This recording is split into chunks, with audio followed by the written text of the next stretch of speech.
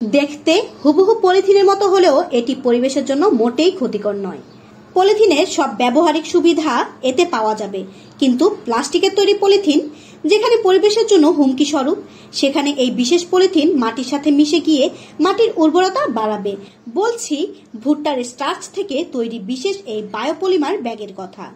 আমাদের দৈনন্দিন জীবনকে সহজ করতে প্লাস্টিক বা পলিথিনের প্রয়োজনীয়তা আমরা চাইলেই অস্বীকার করতে পারবো না, কিন্তু শতাব্দীর পর শতাব্দী লেগে যায় এই প্লাস্টিকের পলিথিন মাটিতে মিশতে। তাই বোঝাই যাচ্ছে প্রকৃতিতে প্রায় অপচনশীল এই পলিথিন পরিবেশ তথা মানুষ ও অন্যান্য জীবজন্তুর জন্য কতটা ভয়াবহ।